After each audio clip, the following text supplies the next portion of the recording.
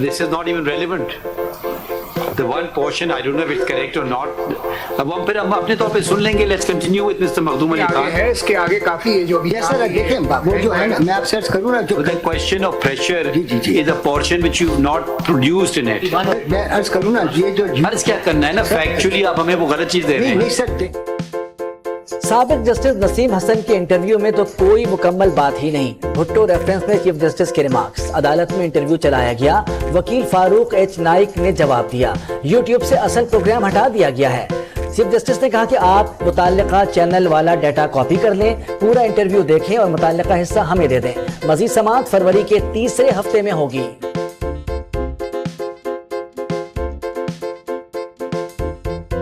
Bhutto reference में एक जज की राय नजरअंदाज नहीं कर सकते. बेंच का तनासुब ऐसा था, एक जज की राय भी अहम है.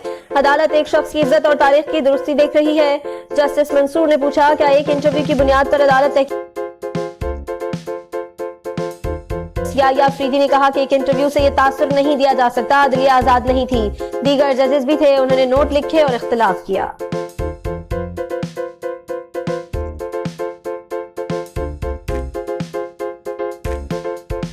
बिलावल भुट्टो को जुल्फिकार भुट्टो रेफरेंस में इंसाफ की उम्मीद. उन्होंने मीडिया से गुफ्तगू में कहा कि आज सुप्रीम कोर्ट के पास तारीख दुरुस्त करने का मौका है.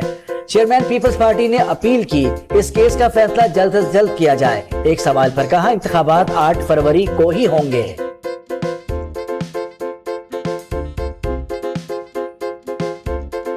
दुखड़े ना सुनाएं, आपको इदारों पर एतमाद नहीं तो हम क्या करें. लेवल प्लेइंग फील्ड में चीफ जस्टिस का वकील लतीफ खोसा से मुकालमा.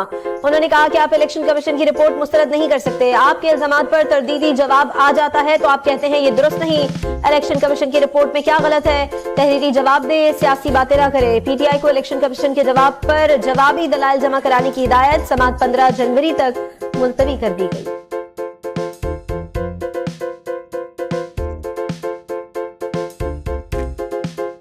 क्या मुंशी मुंशी लगा रखी है? सुप्रीम कोर्ट में मुंशी का कोई रोल नहीं. यहाँ एडवोकेट ऑन रिकॉर्ड होता है. चीफ जस्टिस का इजहार बरहमी. वकील लतीफ खोसा ने कहा कि मेरे मुंशी से अदालत में दस्तावेजात छीनी गईं और आप ये जानते हैं. चीफ जस्टिस ने जवाब दिया, मुझे इसका इल्म नहीं. आपके किसी मुंशी की दरखास्त नहीं सुनूंगा.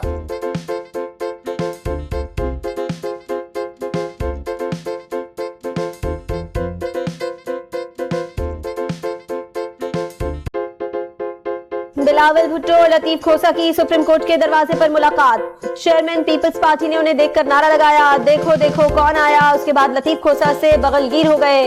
दोनों ने कुछ देर गुफ्तगू भी की.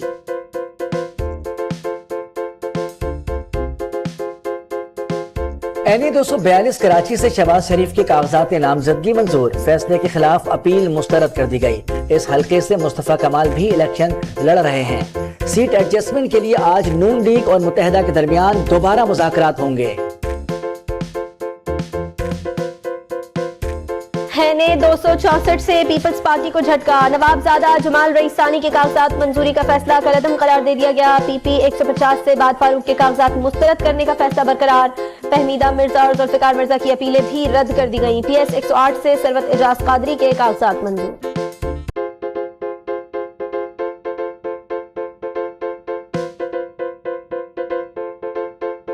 PS 63, 116 और 118 से PTI उम्मीदवारों के इंतखाबी फॉर्म जमा. NA 129 से मियां अजहर को क्लीन चिट मिल गई. अली अमीन गंडापुर भी कौमी सूबाई इलेक्शन में हिस्सा ले सकेंगे. कोयटा में सरदार अख्तर मेंगल को तीनों हलकों से इंतखाब में हिस्सा लेने की इजाजत मिल गई.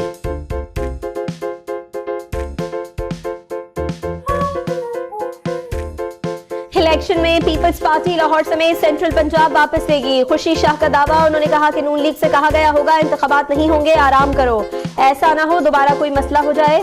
PP रहनुमा ने चैलेंज कर दिया, कराची को आलमी मयार का शहर बनाएंगे.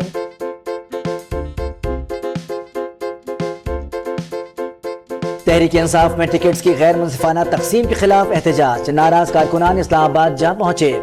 ISF और इंसाफ यूथ विंग के कारकुन शामिल. उन्होंने कहा कि सीनियर और काबिले ओहदेदार नजरअंदाज कर दिए गए. मनपसंद उम्मीदवारों को नवाजा जा रहा है. पंजाब में साल की पहली इंसदादे पोलियो मुहिम का आगाज हो गया। 2 करोड़ 25 लाख बच्चों को कतरे पिलाए जाएंगे। लाहौर, रावलपिंडी, फैसलाबाद में मुहिम 7 दिन तक जारी रहेगी। 2 लाख से जायद वर्कर हिस्सा ले रहे हैं। हाफिजाबाद, बहावलपुर और शकरगढ़ में भी मुहिम जारी। कोयटा समेत बलूचिस्तान भर में भी 7 रोजा इंसदादे पोलियो मुहिम का इफ्तिताह कर दिया गया। 25,96,000 बच्चों को वैक्सीन पिलाई जाएगी। 11,000 से ज्यादा टीमें हिस्सा ले रही हैं। वर्कर्स की जापशानी सर्द मौसम के बावजूद फराइज अंजाम दे रहे हैं। सेक्रेटरी सैयद अब्दुल्ला कहते हैं सूबे से पोलियो के खात्मे तक चैन से नहीं बैठेंगे। वालिदैन से ताउन की अपील कर दी।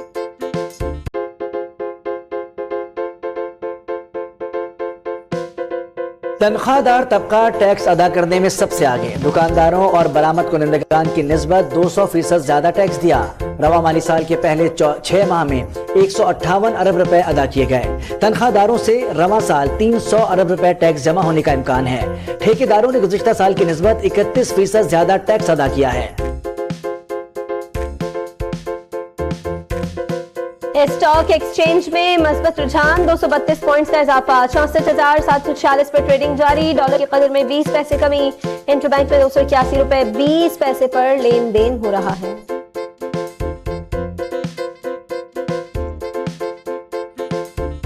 सिंध में सर्दी के बायस स्कूलों के औकात कार में तब्दीली कर दी गई। कराची रीजन में स्कूल 8:30 बजे खुलेंगे।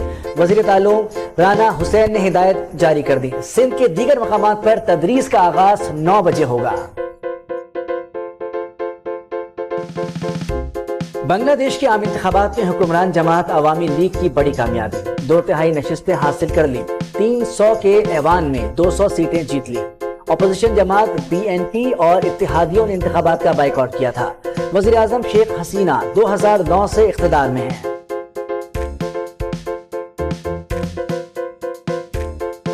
विकेट कीपर बल्लेबाज मोहम्मद रिजवान पाकिस्तानी T20 टीम के नायब कप्तान मुकर्रर। क्रिकेट बोर्ड ने ऐलान कर दिया टीम की क़यादत शाहीन अफरीदी के हाथ में है। पाक न्यूजीलैंड के दरमियान पहला मैच 12 जनवरी को ऑकलैंड में खेला जाएगा। और हॉलीवुड के गोल्डन ग्लोब्स के फातिहीन का आगाज कर दिया गया। ओपन टाइम बेहतरीन फिल्म करार पाई। 5 अवार्ड्स अपने नाम किए। सक्सेशन बेहतरीन टीवी सीरीज रही। 4 एजाज जीते। बेहतरीन म्यूजिकल और कॉमेडी फिल्म का अवार्ड पुअर थिंग्स के नाम रहा। रंगारंग तकरीब कैलिफोर्निया के बेवर्ली हिल्टन होटल में हुई।